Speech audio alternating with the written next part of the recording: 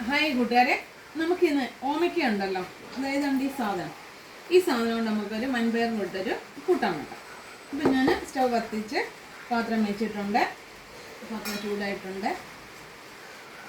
എണ്ണ ഒഴിക്കുവാണ്.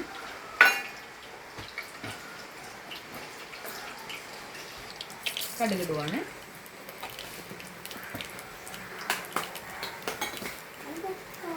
പച്ചമുളക്, കറിവേപ്പില.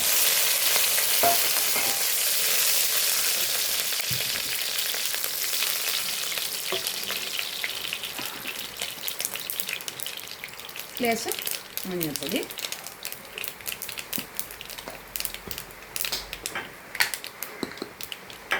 ഇച്ചിരി മുളക് പൊടി ഇടും, ശകലം മുളക് പൊടി.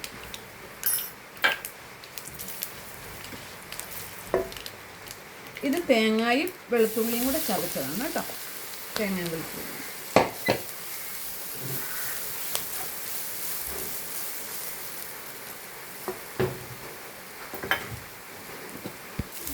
ലേശം ജീരകപ്പൊടിയുടെ.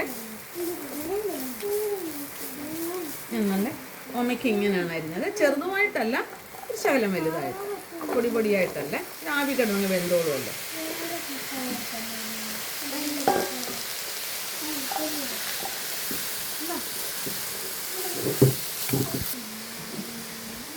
ആവശ്യമായ ഉപ്പ്, വെള്ളം ഒഴിക്കുവാണ്.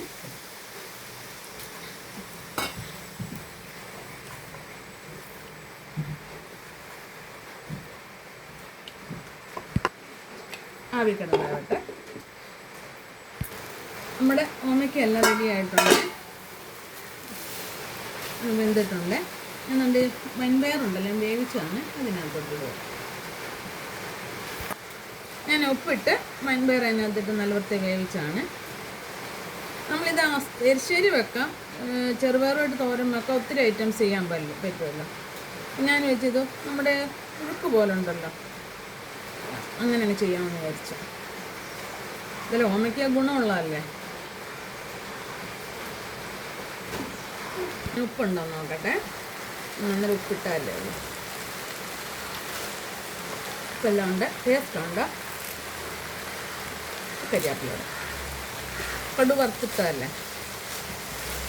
നല്ലൊരു കറിയാണിത്.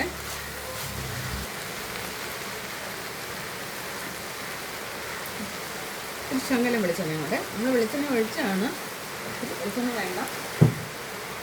ചില തേങ്ങ നമുക്ക് കടു വറുത്തിടാം, തേങ്ങ വറുത്തിടത്തില്ല. നമ്മൾ എരിശ്ശേരിക്കൊക്കെ തേങ്ങ വറുക്കുന്ന പോലെ വറുത്തിടാം. ഇപ്പോൾ ഞാൻ പക്ഷേ ഇതൊന്നും ചെയ്യുന്നില്ല.